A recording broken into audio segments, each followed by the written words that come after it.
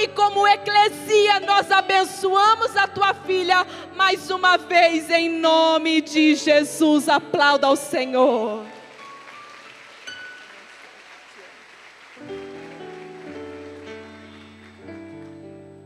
Graça e paz, família IBG! Meu Deus, a pastorinha já é chorona, mas hoje você tem sido alcançado pela graça. Você tem identificado as evidências da graça na sua vida? Eu tenho, meu querido, eu tenho. A graça tem me sustentado os meus pés neste momento para estar aqui neste altar diante desta igreja linda. Maravilhoso Jesus. Nós estamos na última mensagem, último dia desta série de mensagem. Graça maravilhosa. Pri, saiu bom? Perdão, povo de Deus, mas não tem uma boa. Vamos caprichar.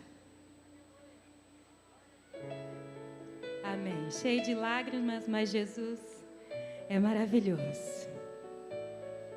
E eu sei que durante todo esse mês nós fomos alcançados.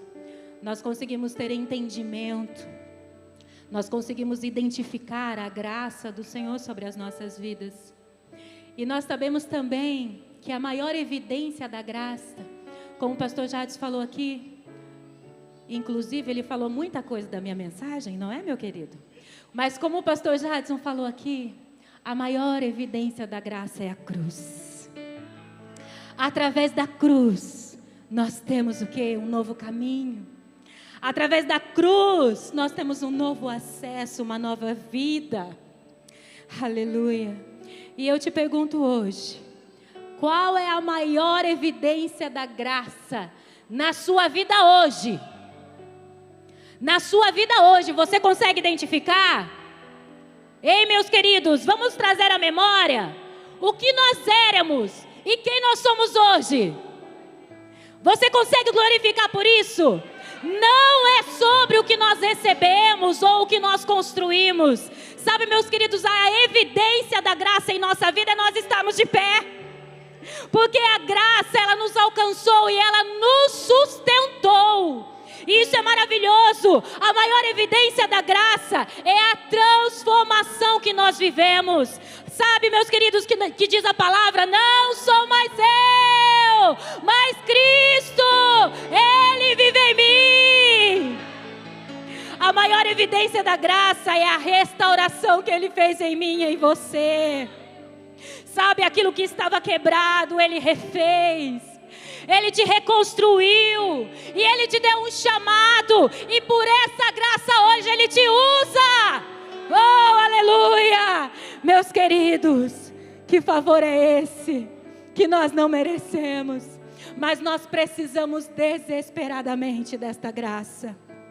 Lá no Evangelho de João, no capítulo 1, no verso 16, vai dizer assim, ó, que todos nós recebemos da sua plenitude, graça sobre graça. Isso significa, meu querido, que a graça de Deus, ela não é um recurso limitado, que se esgota depois de algum tempo. Pelo contrário, é uma fonte inesgotável, ela é contínua, ela continua sobre a sua vida dia após dia. Sabe, se houve livramento, haverá um sustento. Se houve um perdão, haverá restauração. O Senhor está dizendo hoje para a minha vida e para a sua vida: tenho graça sobre você. Tenho graça sobre esta igreja. O que o Senhor tem falado comigo é que Ele está nos levando a um nível como igreja, uma igreja madura. Uma igreja que não decide simplesmente andar em um caminho reto, porque isso nós não fazemos mais do que a nossa obrigação. Mas além de andar em um caminho reto, uma igreja que deseja receber a total revelação de quem Ele é. E segundo a revelação daquilo que você alcança nele, Ele te dá autoridade e domínio sobre o mundo espiritual, de você entender e discernir aquilo que é dele e aquilo que não é sobre a sua vida, em nome de Jesus. Me ajuda, Jesus. Este favor é para nós permanecermos firmes. É para nós vencermos batalhas silenciosas. É um favor que restaura relacionamentos. É um favor que vai reacender hoje o seu chamado. Em nome de Jesus. Há pessoas que estão aqui nesta noite, que o Senhor tinha colocado no meu coração esta tarde, que tinham pensado que tinha chegado ao limite. A graça cessou para mim, de tantas circunstâncias contrárias. Mas Deus, Ele está dizendo para você hoje, afirmando para o teu coração: você ainda não viu o próximo nível. Você ainda não experimentou da medida completa. Existe uma revelação de uma porção que você ainda não acessou. Mas vai depender do seu movimento hoje. Lá em Efésios 2:8, o pastor Jades falou hoje aqui: pela graça sois salvos. Você pode confirmar isso? Pela graça. Eu fui salvo. Uma graça salvadora te alcançou, meus queridos. E isso não é um dom que veio de você por meio da fé. É um dom que o Senhor te deu. Chegou no limite? Por meio da fé você acessa a graça sobre graça. Você está perdido? Sem direção? Por meio da fé você acessa a graça sobre graça. Você está enfermo nesta noite? Por meio da fé você acessa graça sobre graça. Eu quero te dizer, se você está no deserto, se os seus filhos estão distantes, se a sua família está destruída, está perdendo algo, pela fé, meus queridos, acesse a graça sobre graça que está disponível para você hoje. Aleluia! Oh, aleluia!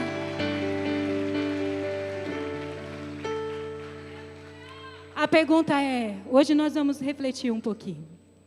A pergunta é: a graça te livra de todas as frustrações? A graça, ela te livra de todas as decepções? A graça, ela te livra de todas as dores, de todas as perseguições? Sabe qual é a resposta? Não. Não. Viveremos sim aflições, viveremos sim perseguições, viveremos sim dores. Mas a graça, ela nos sustenta em todas as situações. A graça, meus queridos, é a presença contínua de Deus nos dizendo: eu ainda estou aqui, eu ainda estou no controle. Lá em 2 Coríntios, no capítulo 12, Paulo, ele relata ter recebido uma aflição, um espinho na carne.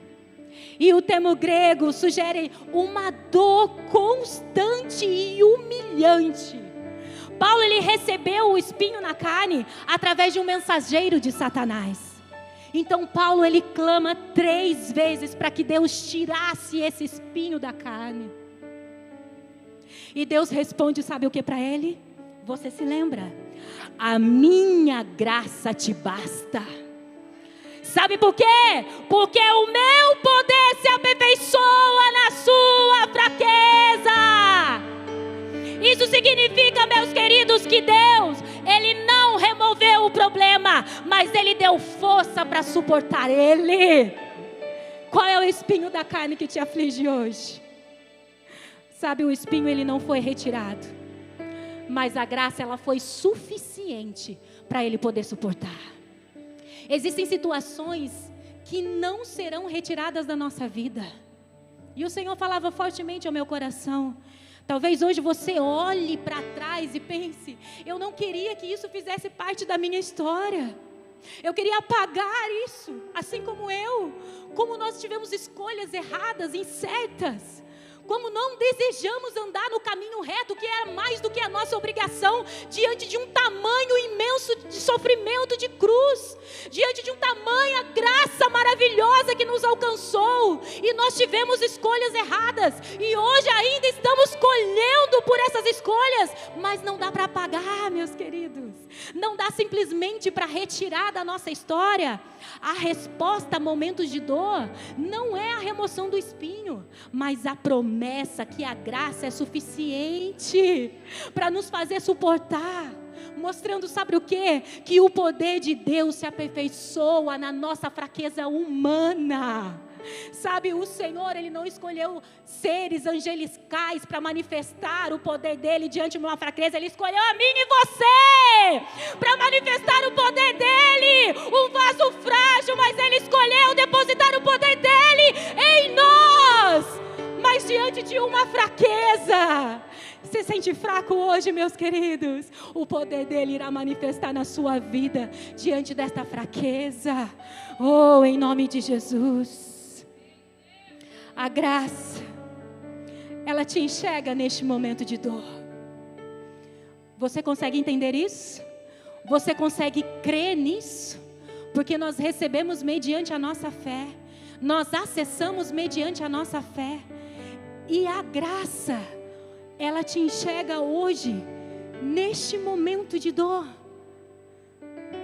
Como diz aquele louvor: me chegou na minha tormenta, me livrou em meus problemas, transformou minha tristeza e mudou minha vida inteira. Me vestiu com pôs azeite, me deu e o teu Pai, Ele te enxergou, me enxergou me livrou, transformou minha tristeza e mudou minha vida inteira. Me vestiu com pôs azeite, me deu lugar. Oh, meu Pai, graça maravilhosa que te enxergou, que te alcançou. O Senhor ministrou ao meu coração a graça que sustenta, que revela e que restitui. Tá pronto? Abra comigo livro de Jó. Jó. Aleluia. Jó capítulo 42.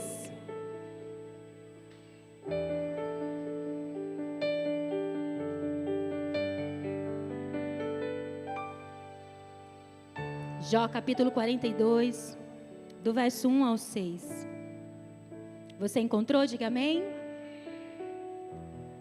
Então Jó respondeu ao Senhor e disse: eu sei que tu podes fazer qualquer coisa, e que nenhum pensamento pode lhe ser impedido. Em outras versões diz: e nenhum dos teus planos poderão ser frustrados. Quem é este que esconde o conselho sem conhecimento? Por isso, proferi o que não entendia, coisas maravilhosas demais para mim, as quais eu não sabia. Ouve-me, eu te suplico, e eu falarei, exigirei de ti, e tu declararás-te a mim. Eu tinha ouvido de ti com os meus ouvidos, mas agora os meus olhos te veem. Em outras versões, antes eu só te ouvia falar, mas agora eu conheço o Senhor de contigo andar. Portanto, abomino-me e arrependo-me em pó, em cinzas. Até aí. Talvez você ainda não tenha lido toda a história de Jó. Talvez você não tenha um conhecimento de toda a história de Jó, mas depois tenha essa oportunidade de ler esses 42 capítulos que fala sobre a história de Jó. Um homem que viveu tribulação, mas foi sustentado por uma graça maravilhosa. A palavra nos traz que Jó era um homem íntegro, reto, temente a Deus e se desviava do mal. Tudo na vida de Jó funcionava, pensa só, de uma maneira harmoniosa, uma vida plena, perfeita, sem nada a reclamar. Jó, ele era muito bem sucedido, muito rico, ele era muito influente. Pensa, tinha muitos seguidores.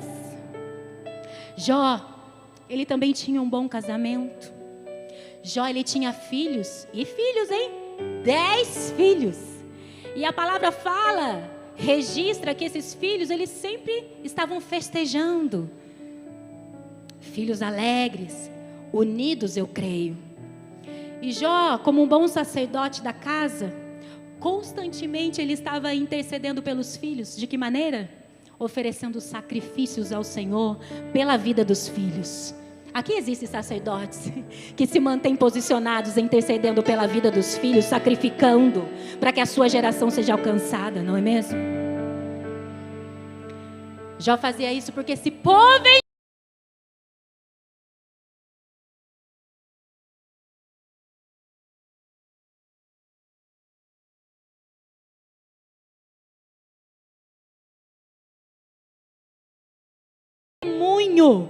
da integridade de Jó, sabe para quem?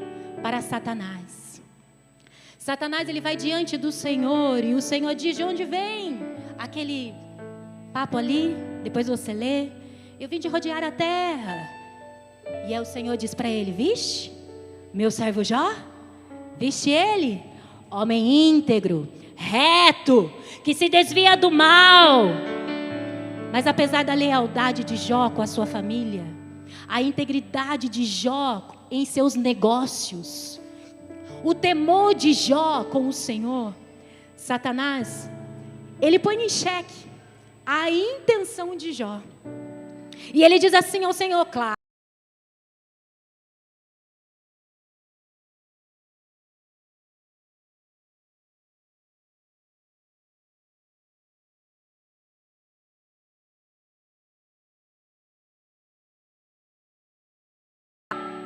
agora, Senhor, retire deles o que ele tem. Veja se ele irá blasfemar contra ti.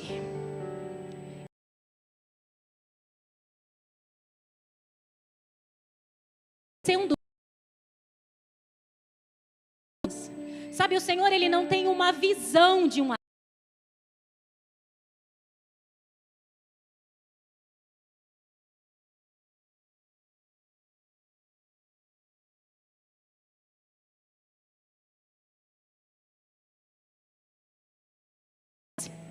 Então o Senhor, ele autoriza Satanás tocar naquilo que Jó tem.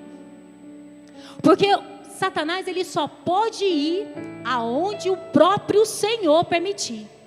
Satanás, ele só pode agir dentro da permissão divina, dentro do propósito divino.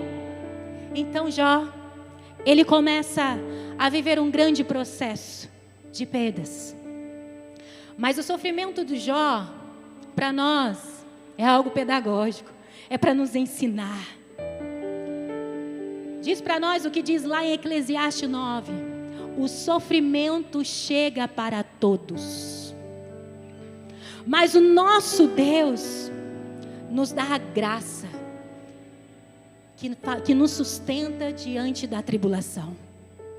E o sofrimento em alguns traz um quebrantamento, mas em outros um endurecimento de coração. Uns se voltam contra Deus, blasfemam contra Deus, e outros se rendem diante dele. Então nós tiramos a conclusão que o sofrimento não é ele que nos aproxima de Deus, mas sim a graça dele. A graça dele traz em nós um quebrantamento e uma dependência nele.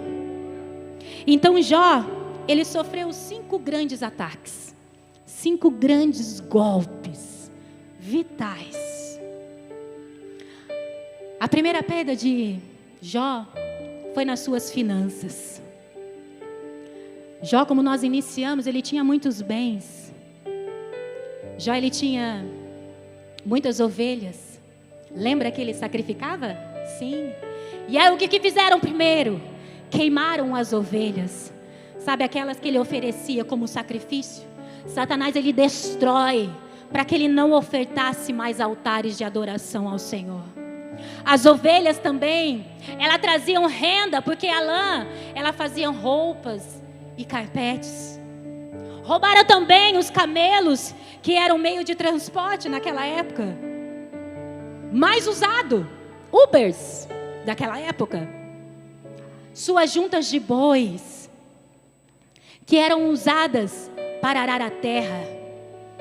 500 juntas de boi. Imagina só a quantidade de terra que ele tinha para arar. As jumentas também foram levadas. Jumentas ali forneciam leite. Então a crise financeira chegou na vida de Jó. Sabe aquela crise que não tem dinheiro para comprar um pão? Como o pastor Jadson disse aqui, como nós vivemos, que não tínhamos nem para comprar uma bala para as nossas filhas em 2019. Subia neste altar aqui declarando: Deus proverá. E aqui ó, a mão ficava um treme-treme, porque estava declarando exatamente aquilo que eu estava vivendo. O que eu vou comer depois do culto? Sara, Sofia, vai beber água e vai dormir que vai passar fome. A crise financeira chegou na vida de Jó. E o Senhor, Ele pode dar testemunho da nossa vida quando a crise financeira chega em nossa casa? Qual é o testemunho que o Senhor tem dado ao seu respeito? Qual é o testemunho que o Senhor deu ao nosso respeito quando estávamos vivendo este momento de aflição? Quando o recurso não havia. A nossa adoração acaba quando falta o recurso. Quando somos roubados ou quando perdemos. Meus queridos, a nossa fidelidade e a nossa integridade em Deus não está condicionadas às bênçãos que nós recebemos. Já também perdeu os filhos. Depois de perder todos os seus bens, os seus servos, a qual guardava os seus bens, veio sobre eles um grande redemoinho, um vento muito forte no deserto, e matou os seus 10 filhos. Agora fala para mim, como uma mãe e um pai conseguem lidar com essa situação? Quando nossos filhos adoecem, a gente já entra em desespero, não é mesmo? Perder animais, perder bens, já é difícil. Mas perder os filhos. E aí, quando Satanás, ele quis acabar com uma próxima geração, quando ele quis exterminar os hebreus, porque estava havendo um grande crescimento, o que Satanás fez? Ele diz: matem todos os meninos. Não foi assim? Mas a palavra diz assim para nós: os filhos são heranças do Senhor. Os nossos filhos são a nossa sucessão. Os nossos filhos darão continuidade à nossa geração. Mas, meus queridos, quantos pais estão enterrando seus filhos? Quantas famílias estão vivendo crises da sua descendência?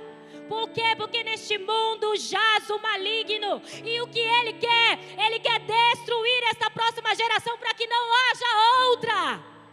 Por isso nós precisamos entender a importância de nós como pais não abrirmos mãos dos nossos filhos. Por mais, meus queridos, que os seus filhos ainda estejam fazendo algo que não agrade o teu coração, não abra mão deles. Permaneça sacrificando, intercedendo, cobrindo eles, declarando palavras de bênçãos, declarando sim que eles estarão aqui com vocês rendidos diante desta graça maravilhosa, em nome de Jesus. Assim como lá em Joel, eu quero declarar que o derramado Espírito virá sobre esta geração.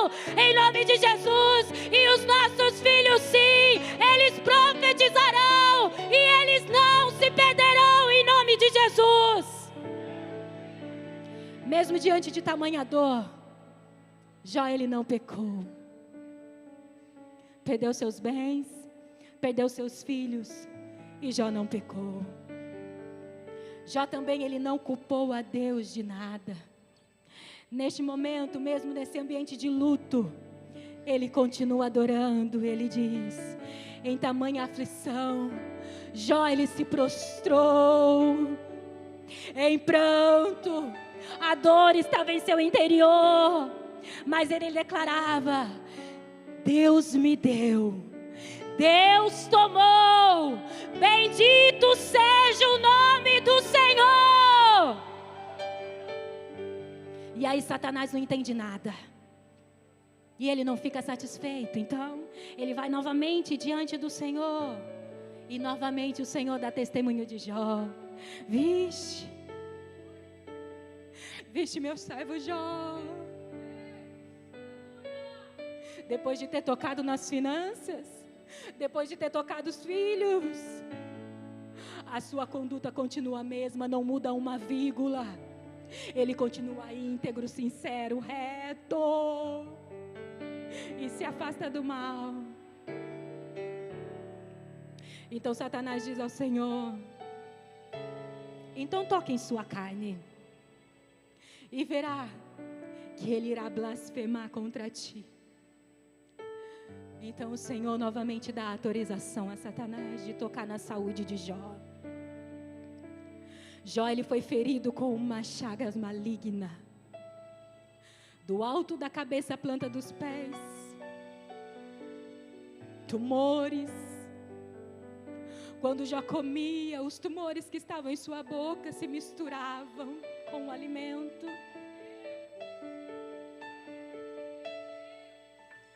O seu corpo exalava mal, muito mau cheiro. As suas unhas caíram, por ele se coçava com telhas. Passou a se assentar em meio de cinzas. Nós não conseguimos mensurar o tamanho dessa dor, dessa aflição, desse desespero, desse sofrimento. Mas nós podemos nos envergonhar. Sabe quando nós estamos com uma simples dor de cabeça, nós murmuramos. Uma dor muscular, ela nos limita. O mal-estar já nos faz desistir. E um diagnóstico médico te paralisa, esquecendo da graça que nos sustenta. Jó quebrou financeiramente, perdeu seus filhos. Ele adoece de tal maneira que parece estar apodrecendo. E agora vai completar o seu sofrimento. O seu casamento entra em crise agora. A sua esposa começa a indagar.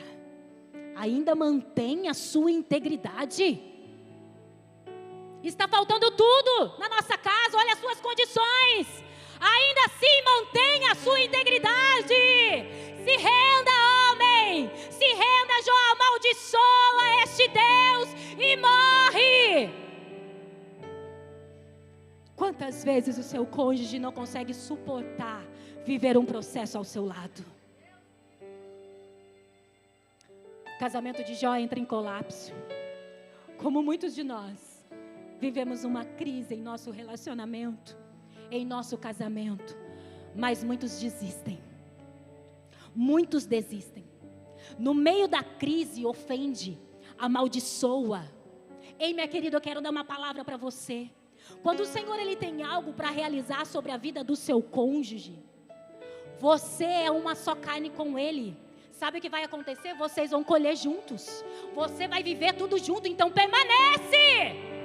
Permanece ao lado, seja auxiliadora idônea, contribua com o propósito do céu, não com a estratégia do inferno de te separar, em nome de Jesus.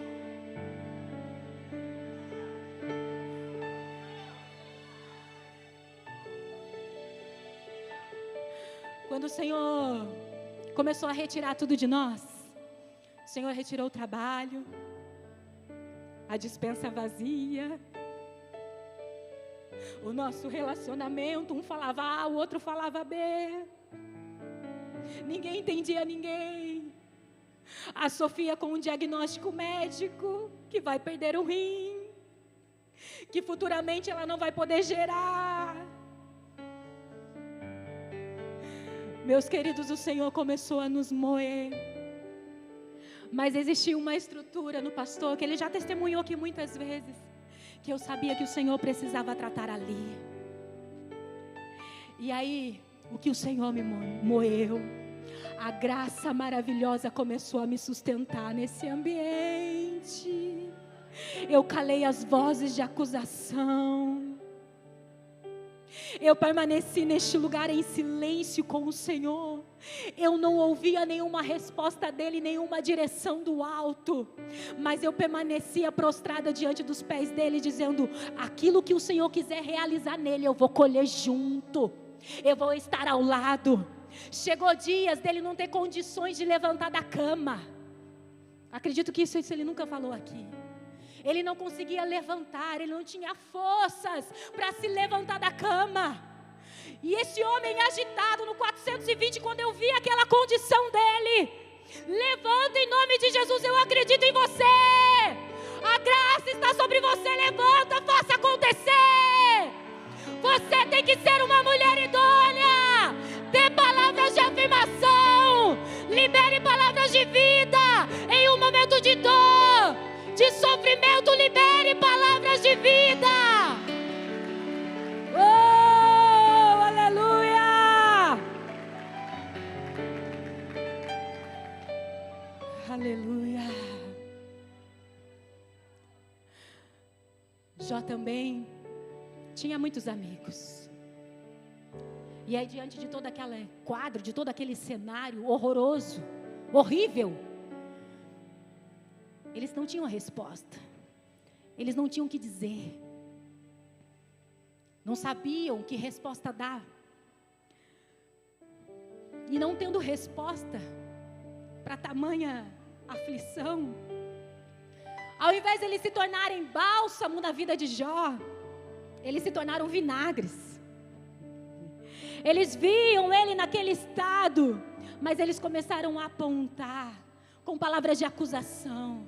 Ah, Jó, tanto sofrimento. Depois você lê lá, são vários capítulos.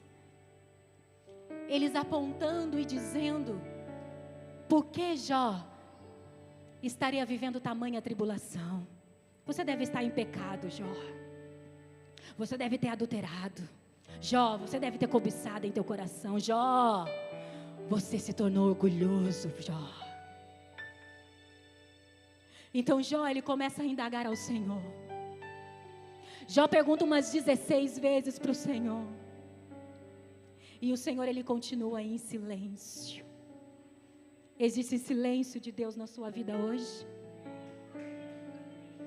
Existe um silêncio do céu sobre a sua vida hoje? Quanto tempo você clamando por algo e o Senhor permanece em silêncio? Mas eu quero te dizer que o silêncio não é ausência. Então Jó começa a ter uma crise existencial. No momento de dor, de sofrimento, coberto de cinzas, no monturo, Jó, ele entra em conflito. Ele sem forças.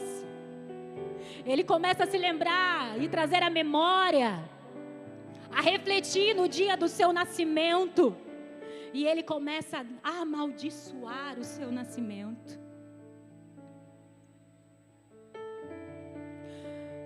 E o que o Senhor ministrava ao meu coração é que quantos hoje, sem entender o seu propósito de vida, sem ter a revelação da graça, começa assim como Jó a entrar em desespero. E muitas vezes desejam tirar a sua própria vida. Mas da forma que o Senhor ministrava lá no meu quarto, eu quero declarar sobre a vida de vocês hoje, que você que teve esse pensamento, é necessário você se arrepender por isso, porque quem te deu a vida foi o Senhor, e somente Ele pode atirar.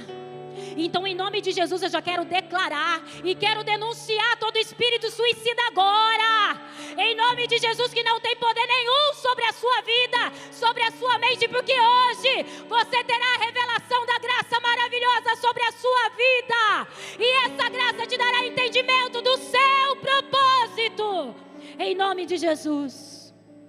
Lá no capítulo 38, Deus vem até Jó.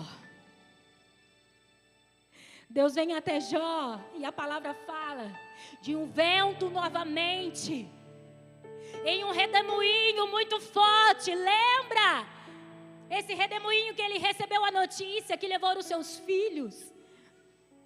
Eu acredito que veio na memória de Jó, e aí ele já começa a entender: agora, essa aqui é a minha esperança, agora chegou minha vez, agora eu vou. Não porque ele desejava isso, porque ele entendia que era a melhor opção diante de todo o caos que ele estava vivendo. Agora sim, chegou a minha vez, eu vou partir. Mas de dentro do redemoinho, no capítulo 38 vai dizer assim, que a graça maravilhosa o alcança mais uma vez. E de dentro do redemoinho o Senhor diz assim: Jó, cinja os teus lombos, Jó. Jó, levante-se, Jó. Jó, a minha graça te sustentou. Jó, não aponta naquele momento, o Senhor não começa a apontar a condição que Jó estava. A única coisa que o Senhor dizia é: Jó, eu fortaleço agora, eu coloco sobre você a força, Jó. Cinge-te na tua força, Jó.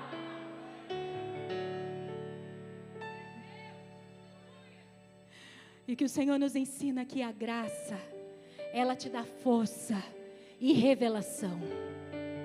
Diga comigo: a graça me dá força e me dá revelação. No capítulo 38, o Senhor começa a fazer perguntas para Jó. E Jó, ele não tem resposta para nenhuma delas.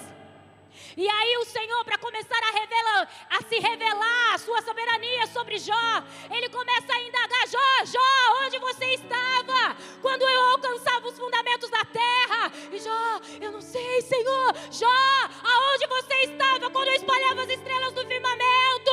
Jó, onde você estava quando eu ressecava as águas do mar, que elas não invadissem a terra? Deus foi despejando sobre Jó todo o seu poder, a sua soberania, a sua majestade, de fazer todas as coisas, e não somente de fazer, de ter o controle de todas elas. Ele está dizendo para mim e para você: eu acalmo o mar, eu não acalmo, mas foi eu mesmo quem criou os mares, fui eu quem criei a chuva, foi eu quem criei os ventos, então eu tenho domínio sobre aquilo que eu criei. Então no capítulo 42 inteiro, o Senhor, ele começa a descrever para Jó as características de um ser horrendo. Você já deve ter ouvido, e eu não vou me aprofundar no entendimento de quem era esse ser horrendo, mas é só para nós concluirmos sobre o poder, a soberania e a majestade do Senhor sobre todas as coisas. E no capítulo 42 inteiro, até o capítulo 41, o Senhor começa a se manifestar a Jó e dizendo para ele sobre o sofrimento que ele estava vivendo, a tribulação. Mas ele para tudo no capítulo 42 inteiro e começa a descrever a característica de um ser horrendo, uma estrutura terrível, um monstro indominável que se chama Leviatã.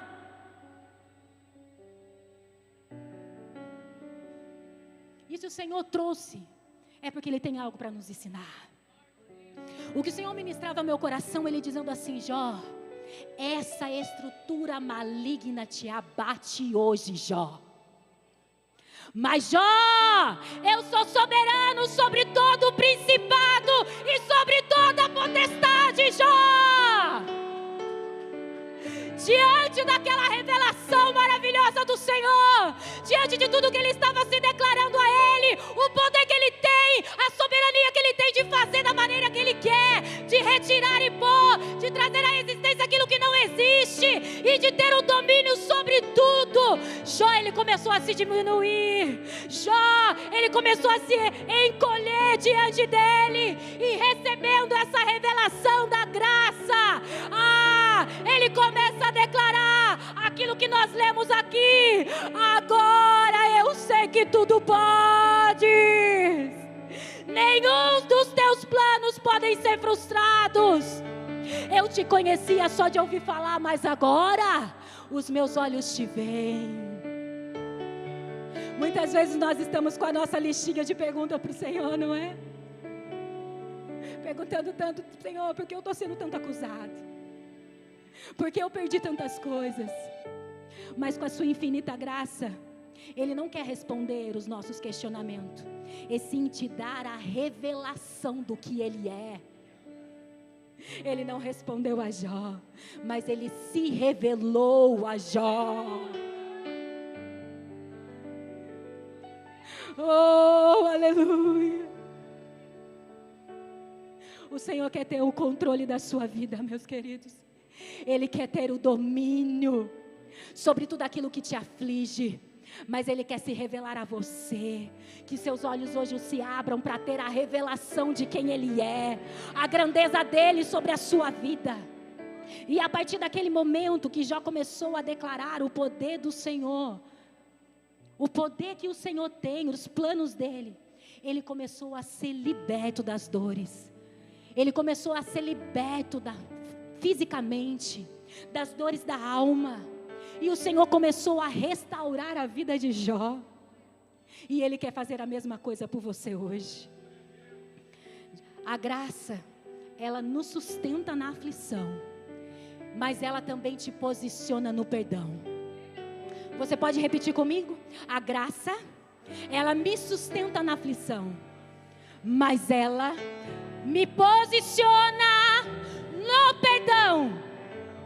Depois do sofrimento de Jó, o Senhor, Ele se revela a ele, e ele reconhece ao Senhor, revela a graça dele sobre Jó.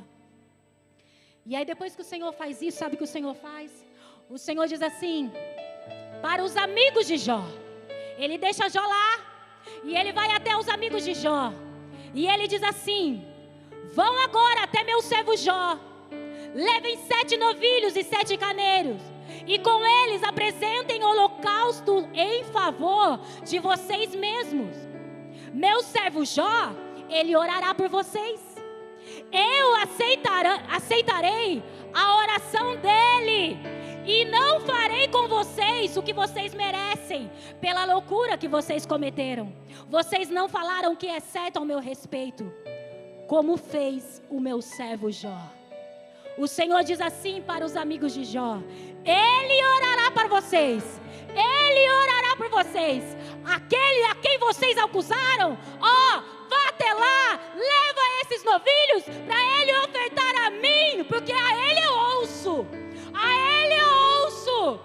Aquele que se mantém íntegro, reto, fiel e se desvia do mal, a Ele eu ouço, ao acusador não. Então Jó começa a orar pela vida dos seus acusadores. Jó, nesse momento, sabe o que ele está fazendo? Ele perdoa quem estava acusando. Jó perdoa os seus amigos. Então o que o Senhor faz? O Senhor coloca Jó em um estado melhor. Quando Jó ele libera perdão, Deus muda a sorte de Jó. Todos que conheciam Jó, todos que ouviam falar de Jó, vieram visitar a ele e ainda trouxeram presentes. Aqueles que acusavam, aqueles que maldiziam, aqueles que comentavam, o Senhor usou a própria vida deles para começar a restituir sobre a vida de Jó tudo aquilo que ele havia perdido. O último estágio de Jó, a palavra diz que foi melhor do que o primeiro. Meus queridos, porque o fim da sua vida vai ser melhor. O último estágio de Jó foi o melhor. E dessa maneira o Senhor quer fazer. Ele quer fazer aqui nesta noite. Sabe o que eu quero te dizer? Saia da autodefesa. Comece a orar por quem ataca você. Quando Jó ele começa a orar por quem o acusou, por aqueles que o ofendeu, Deus começa a restaurar. No versículo 10 do capítulo do capítulo 42, o Senhor virou o cativeiro de Jó. Quando orava por seus amigos, o Senhor acrescentou em dobro a tudo quanto Jó possuía antes. Você pode se colocar de pé, meus queridos? Eu tenho só mais um tópico. E eu quero que você repita comigo. A graça te restitui e te dá heranças. Quase todo o livro de Jó relata uma história de perdas. Mas no capítulo 42 o Senhor começa a reescrever uma nova história de Jó. Jó, ele sendo restaurado, Jó sendo honrado, cheio de alegria. E é exatamente esta medida que o Senhor tem para a minha vida e para a sua vida hoje, meus queridos. Deus, Ele trabalha com novos começos.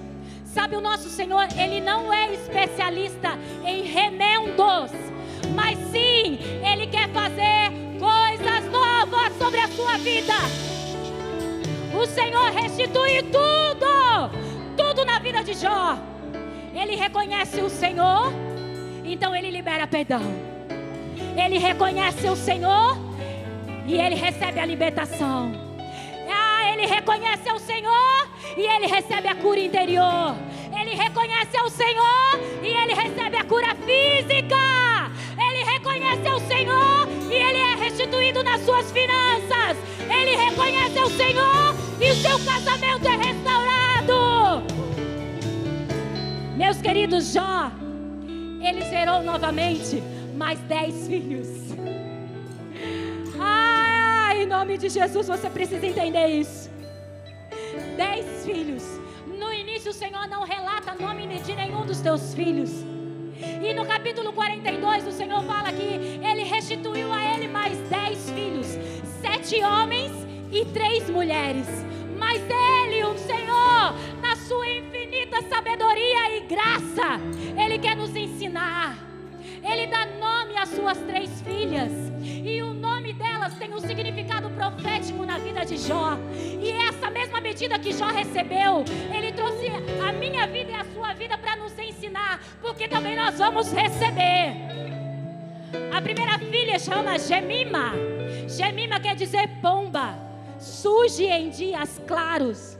A segunda filha, Querem Apuk, que quer dizer caixa da beleza, dignidade e valor. E a terceira, Késia, que é canela, especiarias para dar cheiro e sabor. Em toda a terra a palavra diz que não se acharam mulheres tão famosas como a filha de Jó. Mas naquela época não era comum nomear no Antigo Testamento o nome das filhas, e muito menos da herança sobre elas. A herança vinha sobre a vida dos homens, só quando elas se casavam que elas recebiam a herança do marido. Mas o Senhor está dizendo assim para mim e para você: a graça te permite gerar algo novo e mudar o ciclo. A graça, sabe o que ela faz conosco? Nos faz alcançar algo incomum e improvável. Deus, Ele quebra padrões para nos abençoar, assim como Ele abençoou a vida de Jó. E o efeito da graça na vida de Jó, eu quero declarar sobre a minha vida e sobre a sua vida hoje, sobre a sua família, sobre a sua casa, em nome de Jesus, sobre as suas finanças. Ah, meus queridos, o que era cinza, agora tem sabor e perfume. Aonde havia trevas e escuridão, agora é luz e clareza. Havia ferida, hoje haverá honra e beleza. A restituição é completa. E além disso, Ele tem herança para os filhos e para os filhos dos seus filhos, como diz a palavra, até a 4ª geração. Ei, meus queridos, eu não sei qual parte da história de Jó você está. Talvez você esteja no silêncio do Senhor. Talvez você esteja perdendo. Talvez seja o seu casamento que ainda está em conflito. Talvez seja a sua enfermidade. Ou você só tenha recebido acusações. Mas em nome de Jesus, existe restituição, novos começos, novas oportunidades do céu para a sua vida. Também está escrito no capítulo 42, que assim como Jó viveu mais 140 anos, talvez você esteja pensando isso, Jó foi restituído lá no final da sua vida. Não, meus queridos, o Senhor restituiu sobre a vida dele, e mais 140 anos ele desfrutou da graça maravilhosa sobre ele. O Senhor restituiu bênçãos, finanças, casamento, fartura. Em nome de Jesus, é a mesma medida que ele tem para a sua vida. Então eu não sei qual é a estrutura, qual é o principado, qual é a potestade que ainda está tendo governo sobre a sua vida, mas eu quero declarar que hoje a graça maravilhosa será revelada a você. E diante dessa revelação, se há uma confissão da sua boca, daquilo que Ele é, daquilo que Ele pode, os planos deles não serão frustrados sobre a sua vida. Os planos